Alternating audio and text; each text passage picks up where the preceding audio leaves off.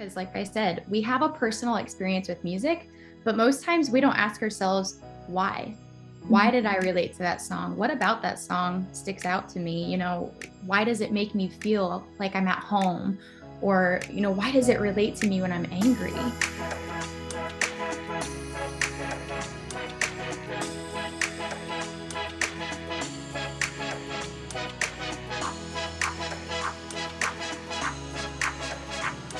Hello, and welcome back to You Need a Counselor podcast. My name is Dr. Julie Johnson. I'm the president and founder here at Heart and Solutions. We are still offering in-office therapy at any of our 6 office locations, or we are still offering telehealth services for anywhere in Iowa.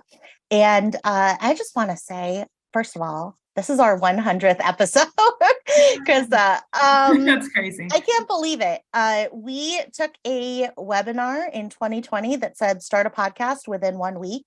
And we were like, no, there's no way. And here we are 100 episodes later.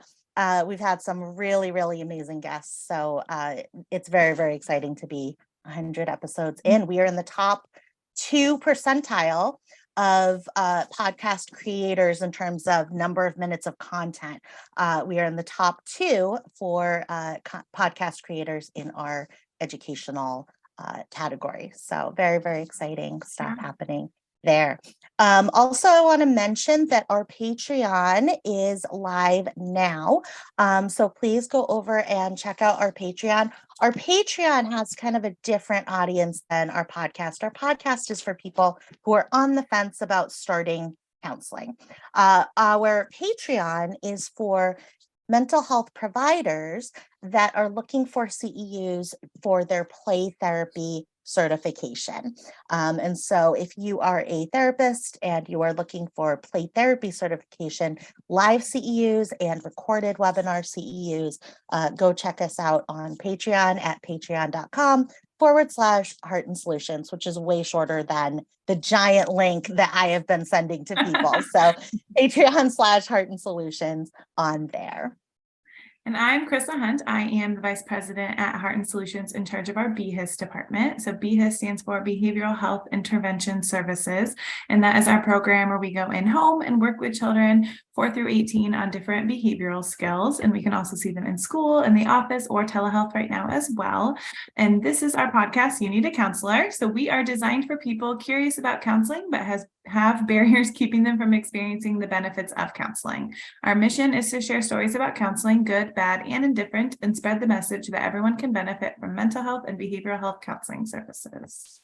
Up your laundry or whatever horrible task you hate doing, your meal prepping, or I don't know, brushing the dog, whatever it is that you hate doing and you only want to do once a week, or if you're a cat owner, brushing the cat once a month, every 4 episodes, you can do that.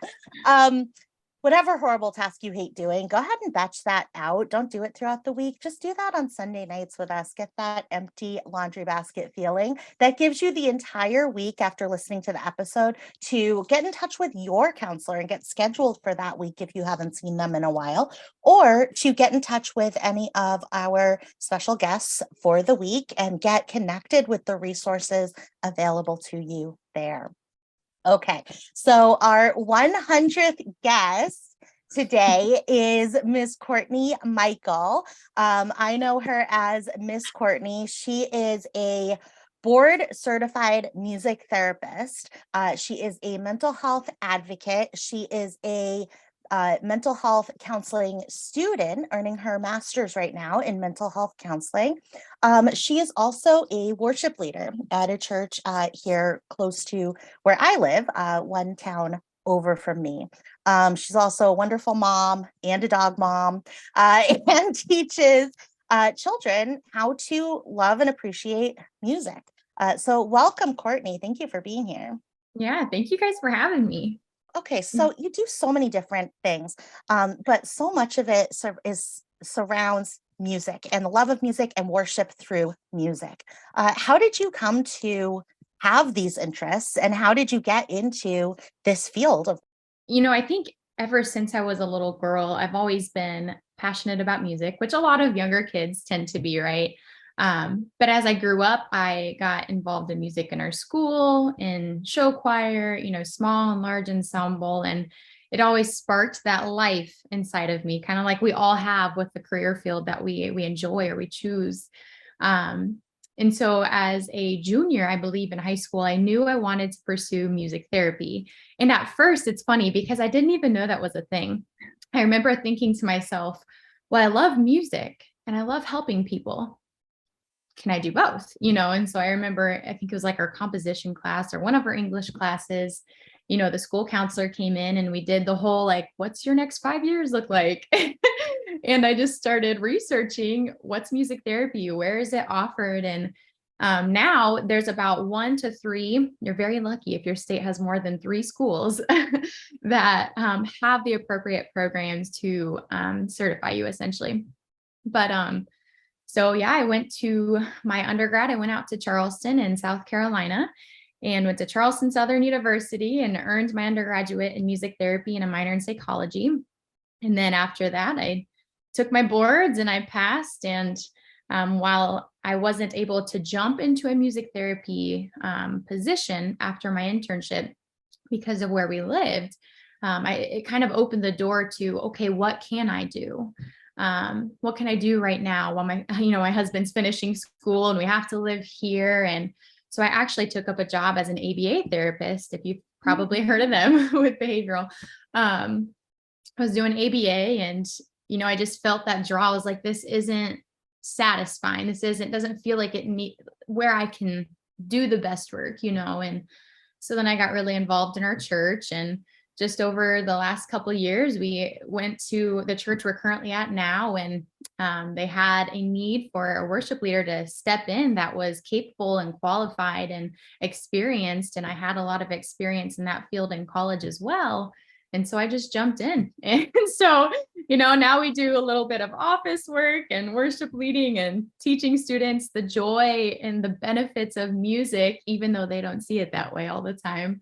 And then doing music therapy kind of like in nursing homes and stuff. But so just a little bit of everything is kind of sparkled everywhere, Cool. So for people who haven't even heard of music therapy, can you tell us like what a music therapist does? What would you do in music therapy? Yes. So I will give you first the basic definition that you can find on our website.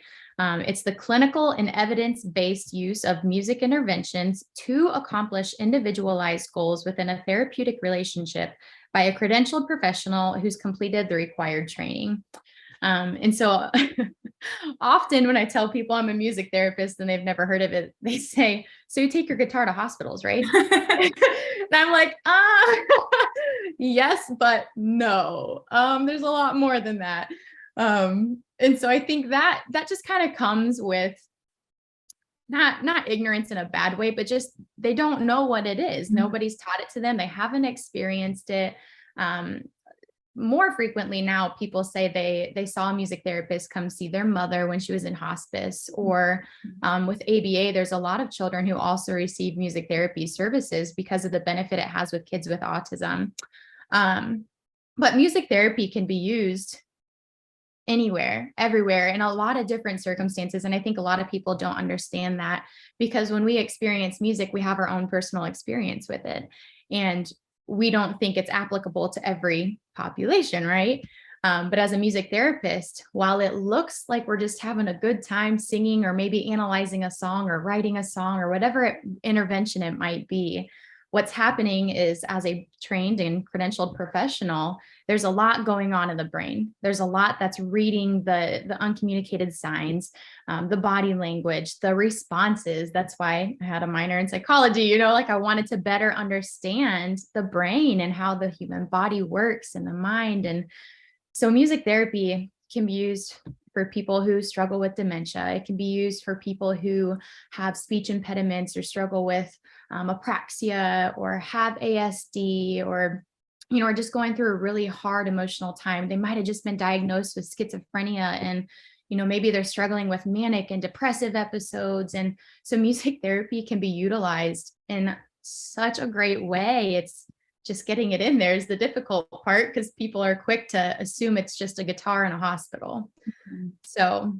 Yeah, there's a lot to it. Word. Absolutely. You talked about writing music, experiencing the music, analyzing the music. What are some of these techniques that you're using? You talked about the goals that people might have that these techniques are addressing. What kinds of techniques do you use with people who are maybe not familiar with music at Yeah. all, right? Other than listening to it on the radio. What kinds of things are you doing in those sessions? Yeah, that question immediately made me think about in my internship, which was at the University of Iowa Hospital and Clinics. We have different rotations because there's 3 different music therapists there who specialize kind of in different areas of the hospital. And one of the rotations was in some of the psych units. And in the psych units is where I saw a lot of benefits from songwriting, analyzing lyrics, because like I said, we have a personal experience with music, but most times we don't ask ourselves why. Why did I relate to that song? What about that song sticks out to me? Why does it make me feel like I'm at home? Or, why does it relate to me when I'm angry? And so there's different things like ISO principle and other terms that I could spit out. But, the simplest thing is that music meets us where we're at, and it can take us to where we want to go. And as a music therapist, we get to kind of facilitate that. Like, it's an honor to be able to stand next to somebody who's struggling with maybe just depression.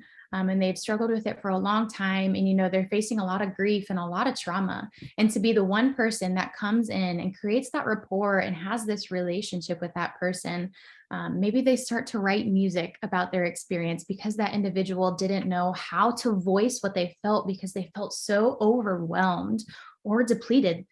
Maybe it's analyzing the songs that they listen to when they're feeling a certain way to help them realize, oh, I am feeling grieved, or I'm feeling upset, or maybe I'm feeling anxious about something. And so as a music therapist, you get to come alongside people and do that. And so in my internship in that psych unit, that was one of my favorite experiences, because when people are in that place, they're so vulnerable. They're so vulnerable. They're scared. Maybe it's their first time being there. Maybe it's their 20th. They're all so different, but they're also there because most times they want to find healing. And so they're very open to a music therapy experience, which is a lot less intimidating than a social worker coming in, or like I have to go to a counseling session if they don't want to do it. I love counseling, obviously, but a lot of times people are like, I don't want to do that, or we have that stigma about it. But if somebody comes in with, some songs to analyze, maybe some djembes, we're going to do a drumming circle to express how we feel. Maybe we're just coming in one-on-one with guitar, and maybe you want to learn a new skill. Maybe I can teach you how to play an instrument so that you have a healthy coping mechanism. Whatever it is, they're so willing in that place. And to me, I was like, this brings me a lot of joy. It reminds me of why I went into this field. So I don't know if that answers the question, but yeah, that's awesome. Because you're right. A lot of people have that stereotypical like counseling experience and don't want that, or are scared to have like a counseling session. So how do people get into like the music side of it? Like, how do people know like maybe music therapy is like a good idea, or find you to even try that? Yeah, so a lot of it, especially just in today's age, is we have to advocate for it. There's quite a few hospitals that have music therapists, and there's some that don't, because I don't know why. I would say they're quick to assume that there's no benefits, but there are so many research articles, there's journal articles, there's statistics, there's scientific data that supports the benefit of music. And so oftentimes when people are quick to dismiss it, I'm like, why? Why? Because I bet you're going to turn the music or turn your radio on when you get in your car and listen to something going home. And that has effect on you, so why wouldn't you allow that to people that you already serve? And so I think a lot of times, especially just as professionals in kind of a mental health, behavioral health field, it's important for us, and even like you guys and the people you work with, to educate yourselves, to advocate for this, because it does work. We've seen the benefits of it. I've experienced the benefits of it, so advocating is a really big thing in the music therapy field right now. Absolutely. my daughter is learning ukulele right now. And when you talked about music as a coping skill for children and for adults too, the putting on a song on the radio and singing it at the top of our lungs, that is a coping skill. That's something that we use as adults. And it made me think about my daughter over the holidays. We were traveling, and traveling with children, it can be so difficult. Well, can be so hard because their routines are just off, and their comfort items and their comfort sounds and smells are not there. And we were gone in another state and in a different house, and my daughter had her ukulele with her. And at first she was like, I have to practice while I'm out of town. But being able to do the same things, being able to hear the same sounds. When we're in the living room, when we're traveling, she doesn't hear the air purifier that she hears here. When we're in the kitchen, their blender makes a different noise than our blender does in the morning. And so for her, being able to hear those same sounds, do that same kinetic motion that she does at home, really did help to ground her. And she knows, like, okay, I'm going to play this 3 times, right? I'm going to do this 3 times. And having that same routine in something like a ukulele that we carried on the plane, that we could bring with us, allowed her to get really, really grounded while she was in a new location, because she could keep that routine going. She also wrote so many songs while we were there. And I think, as I think back on that time, the times when she would sit in the other living room, so not the one we were all hanging out, but she would go sit in the other living room, and she would write down words and chords in her little notebook, and she would play them. And the times that she was doing that were the times that were very, very busy socially that day, right? Like there was a party that day, or there was a lot happening that day on the schedule. And those were the evenings where she would go in there and go, I'm writing music right now. And we'd all go, okay. And she would go in there and do that. And so being able to see that, and she's not in music therapy, but she's utilizing music in the same ways that I imagine we would use music therapy to help a child that has a difficult time when there's a lot happening, or has a difficult time with transitions and being in new locations and their routine. So I just think, I love what you said about, we all have these experiences with music, and we all have that song that brings us back to that time in our lives, or that relationship, or that person, or that family member. And so we can see it, we can feel it as evidence to ourselves. So I love that. And it reminds me of, in so many ways, it reminds me of play therapy. And it reminds me of, in behavioral health intervention services that we do with kiddos, it's all games. And you look at that session as a parent and you go, you just played Jenga for 2 hours, right? Like, how is this going to help them with not waiting their turn in school, right? And so what we see on the outside of, like, you just sat with that person and played the guitar and sang for an hour, right? Exactly. But what we feel differently when we're playing, we feel differently when we're hearing music and interacting with music. And it really does bring out those pieces of ourselves, or those feelings of ourselves that we can't express verbally, that we just, there are no words to express how a certain song feels to sing, or a certain song feels to hear. And it's just, I love that. And I love that you're out there advocating for it, because nobody knows what behavioral health intervention services are. Nobody knows what BHIS is, right? And people hear music therapy, but they don't know what it is and how beneficial that can be to any age group. I think that is so beautiful. Yeah. And your emphasis is on trauma and on grief. Yeah. And so tell us about music and grief in particular. Yeah. So the reason in my master's, at least, that I want to put in more of a heavy emphasis on grief and traumas, because I feel like as an almost 27-year-old, I've probably gone through a lot in life, and in our marriage, and just in this world. I've experienced a lot of that myself. And just growing up, nobody really taught us about grief and what it is. And, as a kid, we're quick to think and to take this mentality into adulthood, that grief is just when you lose somebody to death that you love, or that was a family member or was a friend. And in college, I really started to understand that grieving can mean moving from Iowa to South Carolina. Grieving can even happen after you get married, because it's a hard transition that just completely changes everything.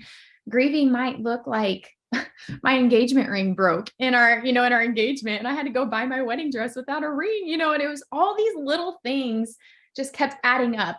I had a house fire. I lost my childhood pet in the house fire.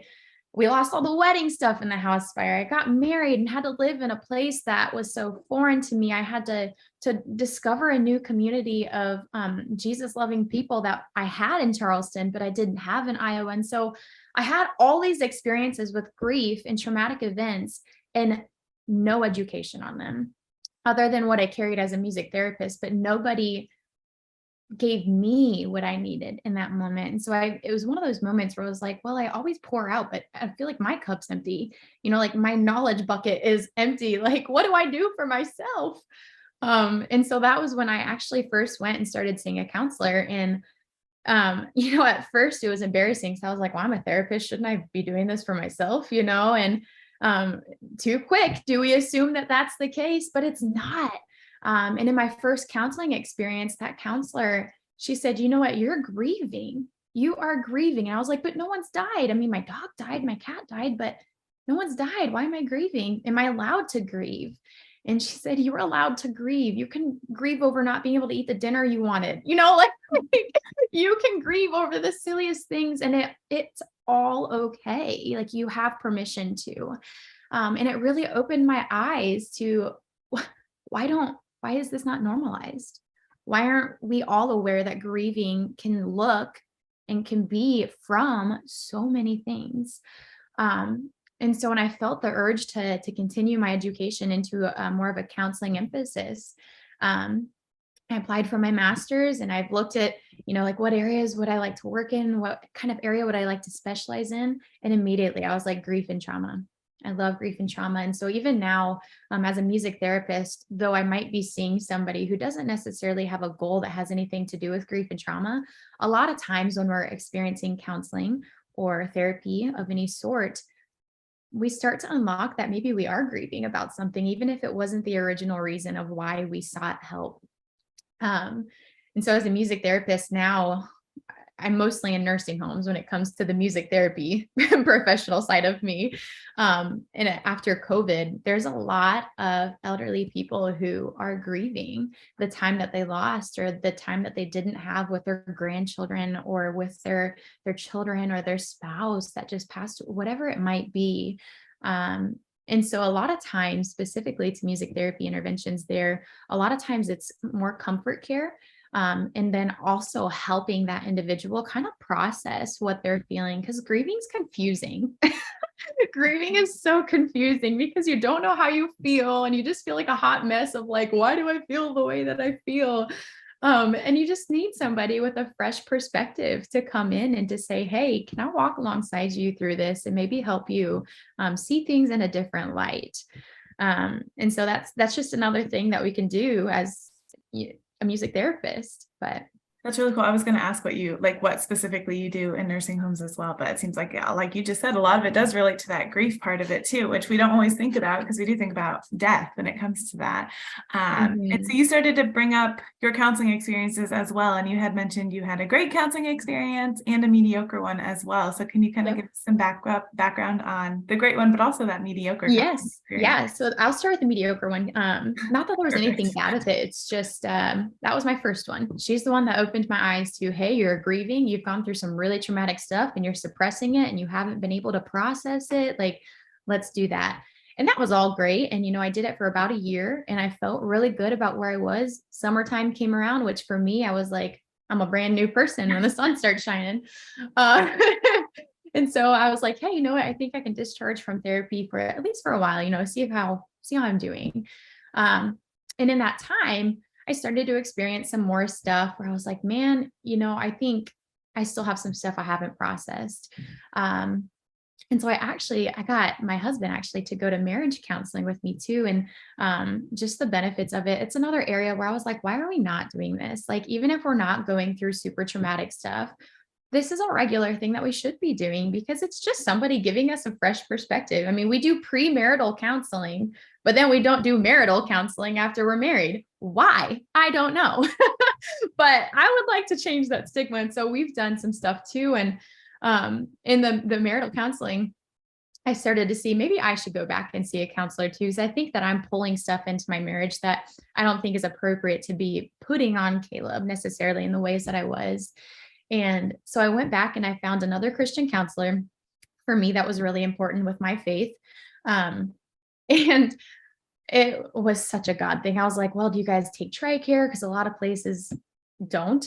And if they do, you have to pay the 15, 10%, whatever. And I reached out to Candeo Counseling here in Cedar Falls, and they have a whole building now.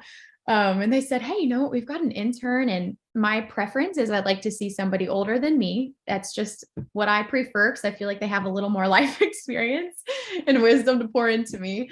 And they said, we've got an intern. She's completely free. And so, I was like, sure, yeah, I'll take it.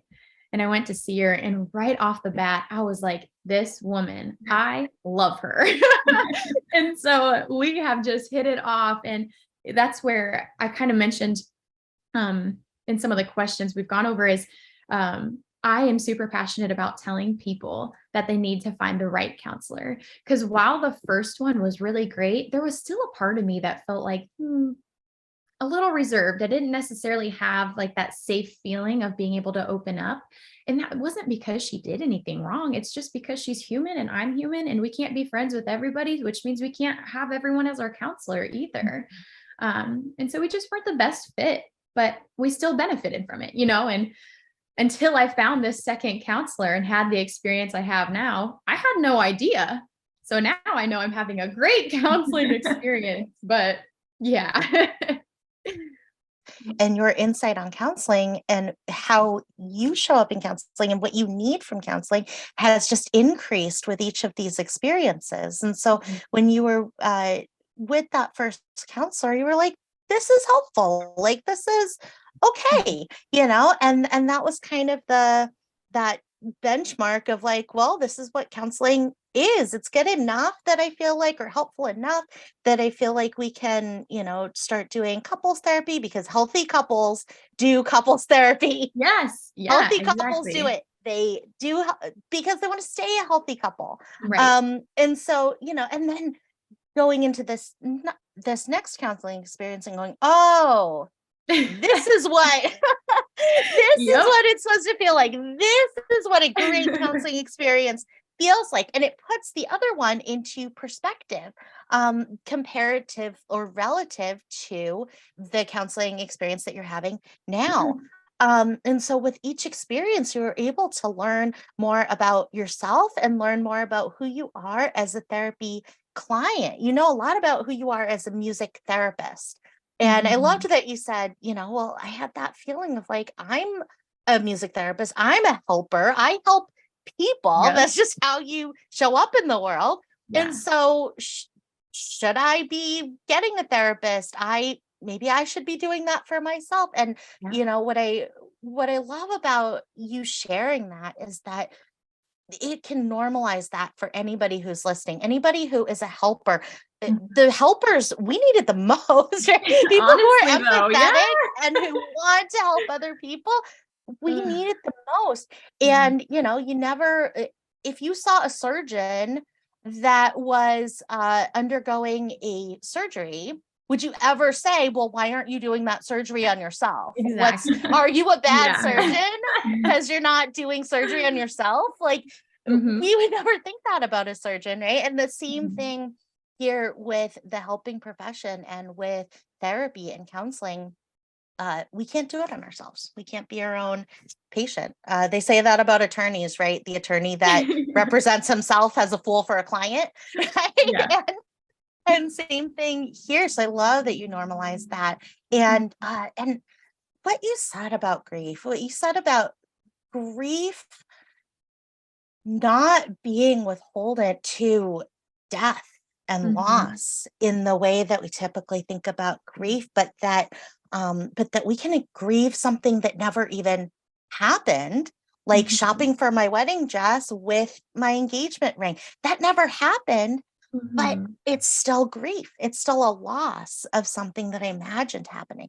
And sometimes those are quick in our own mind to go, nope, that's not right. Like, how can I grieve something that didn't happen? So I love what you're doing in sharing that. No, that is grief. That is absolutely grief. We experience that the exact same way, in our body and in our brain as we do when we lose a loved one. Right. And so we can treat it the same way.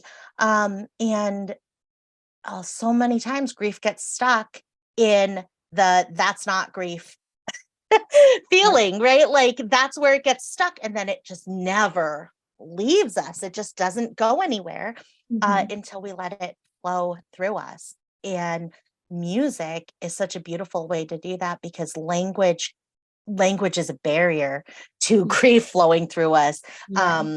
Language is a barrier to trauma being processed through us because words just don't do it.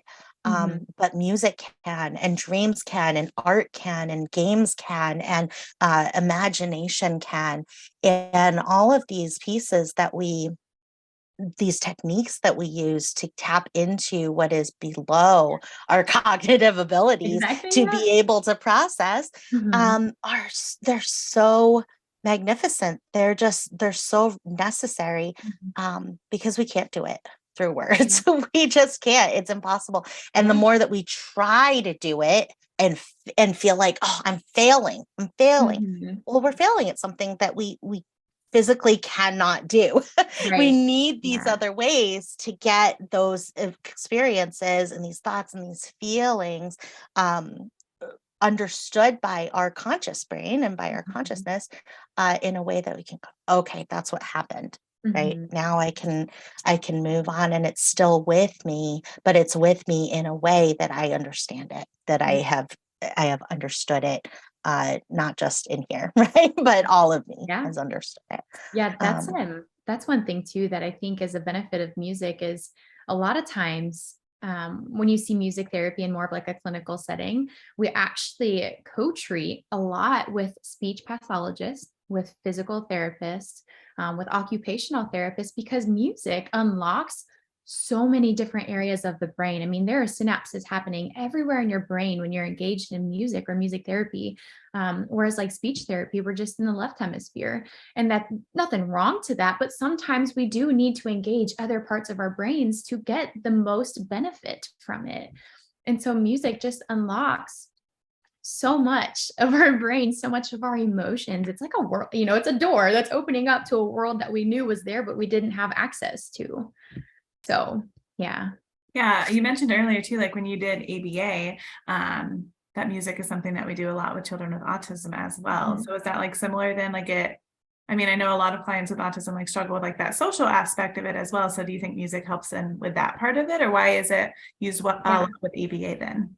Yeah, I can't speak directly into this, but I know that there is research out there that talks about there's a significant amount of children with ASD or autism that respond to music. Why? I don't know if they've kind of figured that out yet. I haven't necessarily looked into research in that area as of late, but I know that research exists. And to me, it's really interesting because having worked in ABA as a music therapist, but not providing music therapy, staying in my wheelhouse there, I saw the benefits or what music therapy could do to help benefit the kids. So the kids that I worked with one-on-one, sometimes I might sing, sit down, because they respond to ba better than just saying, hey, sit down. Like what would you prefer? Somebody singing, sit down, or hey, sit down. It's music can look and just provide such a simple comfort. So like when you're working with those kids who have ASD and, they're having a really hard moment, they don't know how to cope with what's going on. Maybe they need some squeezes, maybe they need some auditory stimulation, whatever it might be. Music can be used to facilitate that moment. Maybe they do need some soothing just sounds of like water. Maybe they need something that's like a rain stick or something where they can feel the beads, the sensory stimulation there, feel the beads moving to the other side and then feeling it move to the other side. And then the repetition of that, maybe that's what they need. And then maybe they just need to learn the wheels on the bus and the motions because they're working on fine and gross motor, whatever it might look like. But music is something that non-music therapists can facilitate. They just aren't trained, on the psychological part of what's happening. But as a music therapist, that's where we can come in and say, hey, I want to encourage you to continue to play Wheels on the Bus or to continue to do the motions to the itsy bitsy spider or whatever it might be. And we can help educate other professionals in the health field or the helping field of how to use music at their benefit, to benefit who they're serving. So yeah, you can. Monica went to this program one time and when they, instead of saying, hey, everybody listen, they did the clapping, right? And everybody knows it. It's the, yep. right? They just keep doing it. We still respond. Yes. I mean, it's like, it's automatic. And it makes me think too of that cleanup song, like clean up, everybody. Yep. Everybody knows that song. Yeah. And I'll hear, my daughter will have kids over and I'll go like, okay, it's time to clean up. And they'll all start singing it. I'm like, how did this is great. Okay, keep singing it, I'll put it on my phone if that helps you guys clean up. Right. But these things that, I mean, gosh, I don't remember anything from when I was 4 or 5, but I remember that song. I remember doing that. I don't know what the classroom looked like. I don't remember who my 4-year-old preschool teacher was or what she looked like, right? But I remember that song and I remember cleaning up to that song. And so it is just beautiful being able to bring those other pieces of ourselves as a whole into our healing process. Because without acknowledging those pieces of ourselves, we can't do a full healing, right? It's way more difficult, but once we can acknowledge all of the pieces of ourselves, then that healing is much more whole. And so I love that. What a great example. I really like how you were just talking about unlocking different parts of ourselves to experience the best healing. It just, that whole time you were saying that, it made me think about one of the branches of the nursing home I do music in. It's more so just kind of like a group. I hesitate to call it music therapy because there's not a whole lot of interaction happening, although I'm using a music therapist's mind. But I go into a unit that's the dementia unit. And every time, I start by saying, hey, if you know these songs, sing along with me. And every time there's somebody that's like, well, I don't remember any of them. And then I start singing Que Sera, Sera by Doris Day, and they're like singing along with me. And, I'll turn to Miss Susie or whoever and say, I thought you didn't remember that song. She goes, oh, well, I don't know what happened. And I said, well, isn't that the beautiful thing of music is these songs in our lives, even when you struggle with dementia, have created a roadmap in our mind over and over and over when you listen to this music, which is why it's important to be wise about what music you're listening to and what the words are.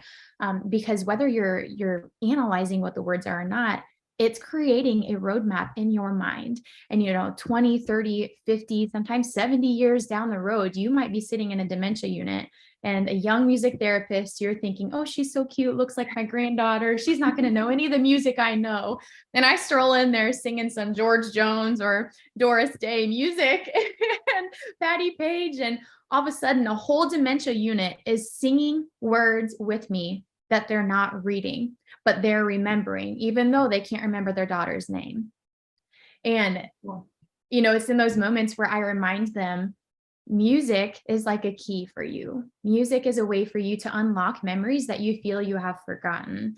And even as the children, in the times where I was able to do some kind of hospice intervention or just an intervention with some family in a room at, the nursing home my husband used to work at or whatever, I like to empower the children of these individuals in the nursing home that, if they're struggling to remember your name, create a song. Hey, mom, it's Courtney. It's good to see you today, whatever it might be. That melodic phrase is going to be just wired into her brain, even if she can't recall it. But as soon as she hears it, her mind's going to recall that and she's going to remember, it's Courtney. Good to see you today. And so that's another area where I felt like I needed to share that music can unlock different roadmaps in your mind to help you find that complete healing. Absolutely. That's When I amazing. think so, when it is Mhm. amazing. If you ask me, okay, put these things in alphabetical order. If it comes to like EQS, I have to sing the Yeah. alphabet. Yes, Like, I have to be exactly. like, wait, if I S do before too. P, I don't know, right? Like I have to sing the alphabet. Or if I had to make a list of states, like sometimes it'll be like, oh, what's that other state? And I'll go Alabama, Alaska, Arizona, Arkansas, right? And like Yep. I'll sing the song through, and then I'm like, oh yeah, Utah, whatever it is. Yeah. Yeah. And it's another way that so my daughter is dyslexic, and spelling is really hard. Like she'll bring home a spelling test, it'll be like 4 out of 10, she'll be super sad about it, and we'll always go through. So they take a test, then they have a week, and then they take the test again with the same words. And I'm so grateful for that format, because when she comes home and she's only gotten 3 out of 10 right, or she's only gotten 4 out of 10 right, we use a ball and we pass the ball back and forth, and then we sing the letters and try to make it funny, right? So it'll be like again is a hard word to, like, I had to be like again. And so it'll be like A-G-A again, there's another A in again, right? A-G-A-I-N. And so being able to put those things in there and doing the like what motion with it, right? And then towards the end of the week, when she takes that again, it's not perfect, right? But she'll get like 8 or 9 out of 10 instead of 3 or 4. And that's always amazing to me, because like what you're saying, those are things we don't forget them, and we forget that we know them. A song will come on, and if you said, I'm going to give you $100 bill if you tell me the 4th word in the second chorus of this song, I'd be like, I have no idea, right? But then I'd be like, oh, it's kid, right? Yeah. And actually the other day, my daughter, I used to, when I was breastfeeding my daughter, I would sing to her, and I would sing this very specific song to her, or a couple of different songs. And I haven't sang that to her since I stopped breastfeeding her when she was like just 2. And so I started like humming it the other day. I was like, and she said, I've never seen a cuter cat. And I was like, what? Oh my gosh. Like how did you do that? Right. And maybe I've sung that song before, just not noticing it. But she said that to me, and I was like, what? How do you know that? Blows your mind. And it's amazing. But she heard that song 5 times a day for 2 years. While she was 1, so it's incredible. Those things that we can't put. If I asked her, what's the last line of You're the Cutest Cat?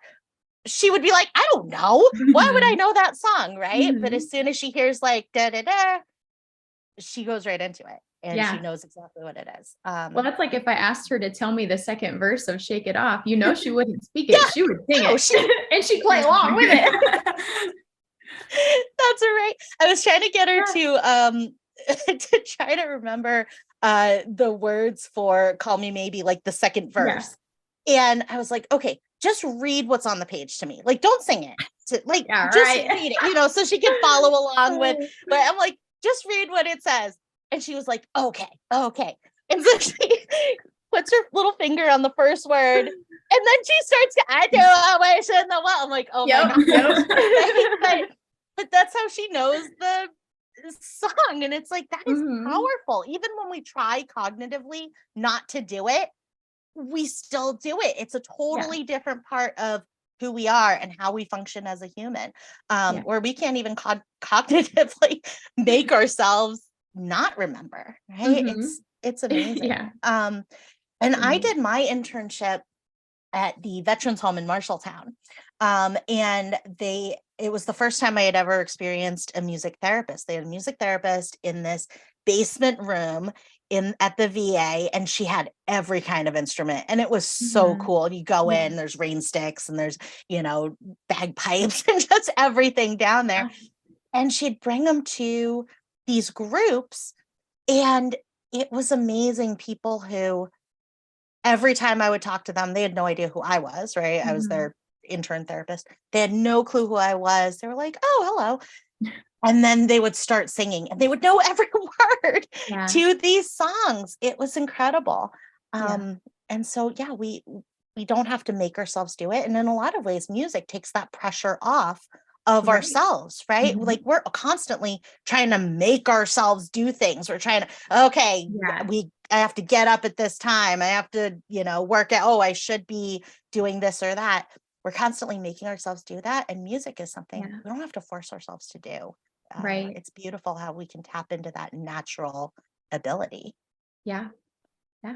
Definitely takes the pressure off.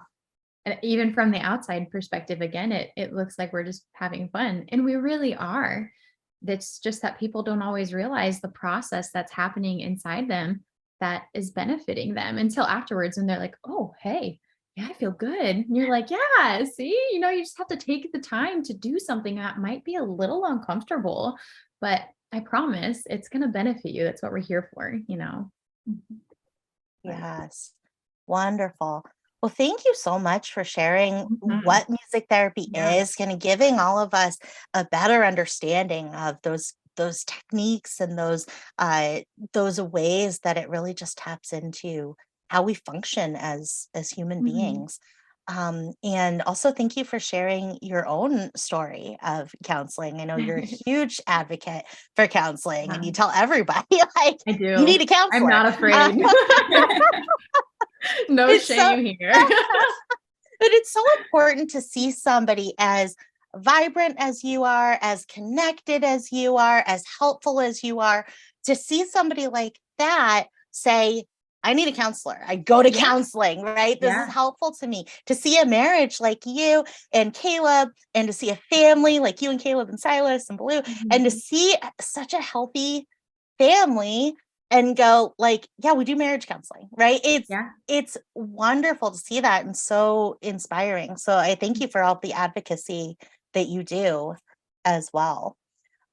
So if you could give one suggestion to somebody maybe on the fence about starting counseling, what suggestion would you give them? Just like I said earlier, you have to take the time to find the right counselor. We're so quick already to think, well, I'm not diagnosed with this, or, I have a good life, to think you don't qualify to see a counselor. That's wrong. You do. Everybody has the right, and it's normal for everyone to see somebody. But what we don't think about, and what people aren't often telling us, is if you don't like your first counselor, that's okay. And the counselor knows that. They know that they're not a perfect fit for everybody. And if you express that to the counselor, that you're uncomfortable, or maybe it's not a good fit, they might even be able to help you by recommending you to somebody else, because it's their area. And so, man, if you are on the edge of seeing a counselor, one, know that there are tons of people rooting for you to go do this, because it only is going to benefit you. But two, there's also a lot of people telling you to find the right one. Read their bios. They're online. Don't just call a center and say, hey, I want to schedule an appointment. Go online, read their bios, see if they have experience in the field that you need to get help in, or you feel like you need assistance in, and then just try it. And if you don't like it, try 4 weeks. That's what I tell everyone. Try a month, 4 weeks, and then, analyze how you feel at that point and how you feel about your counselor, and if you should continue with them or with someone else or not at all. So that's what I would have to say. Absolutely. I love that. Not everybody is a fit, and say it to your counselor. If you're like, oh, this is not feeling like a fit. That person if they are a good counselor, they want you to find the right fit. They want you to be comfortable in that session. And I also loved the insight that you provided about yourself of like, I enjoy seeing an older counselor, right? Like there's nothing wrong with that. And sometimes people think like, oh, I shouldn't discriminate. No, it's what you feel comfortable with, and expressing that is absolutely encouraged. So I love that. What a great example. And trying 4 times. Absolutely. Because those first assessments, they can be so awkward. Oh, they're so awkward.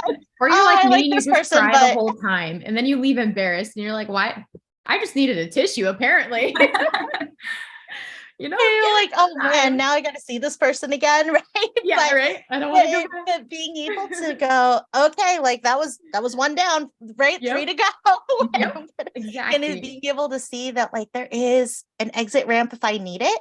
But I'm going to give it those 4 times to get to know this person. Wonderful, wonderful advice. All right. So we can find you. So you do ukulele, voice, beginner piano, and guitar lessons through Crescendo Music. So we will link that link there, Crescendo Music Today on Facebook. We'll link that there. My daughter takes ukulele lessons through Courtney. And it's been just so wonderful being able to see her enjoy that, and to be able to see her skills improving, and the pride that my 6-year-old feels when she gets a piece going, right? Or she goes, oh, I got it. And she does it. It's just, it's beautiful. And I've caught her, I mean, I wake up at 5 a.m., but I've caught her up in the early mornings downstairs playing her ukulele by herself. And it's, it's beautiful. And I just recommend it for any child or adult that you try that out. It's hard to do things that we're not instantly good at. But that's how life is. And music is such a great way to feel the reward of trying something hard and sticking with it until it becomes not so hard. So. I am Courtney Michel, and I need a counselor. Awesome. Me too. So does Chrissa. For the 100th time, Chrissa and I also, we need a counselor. It's wonderful, when we get to hear people's stories, and especially the mediocre ones. I like the mediocre ones. Yeah. I like the negative ones, honestly, because of how much we learn from those experiences and how much we can grow then once we have those positive ones. So wonderful. All right. Well, if you are in Iowa and interested in mental health therapy over telehealth, or in any of our 6 office locations, or in-home behavioral health counseling for your kiddos, give us a call at 800-531-4236. And like Julie mentioned at the beginning of the episode, we post new episodes every Sunday at 5 p.m. Central. So save up your laundry or your dog or cat brushing or whatever you hate doing, and listen to us while you do that once a week on Sunday nights. And we can help get you connected with either your own counselor or to reach out to our guest for that week as well. And if you have any questions for us, you can reach us on our Facebook page at You Need a Counselor Podcast, or on our Instagram at You Need a Counselor Podcast. Or we have a YouTube as well. And like Julie also mentioned at the beginning, our Patreon is now live. So you can find that on patreon.com/Heart and Solutions as well to sign up for those play therapy trainings. So I'm Chrissa Hunt. And I'm Julie Johnson, and we need a counselor. And so do you. Bye.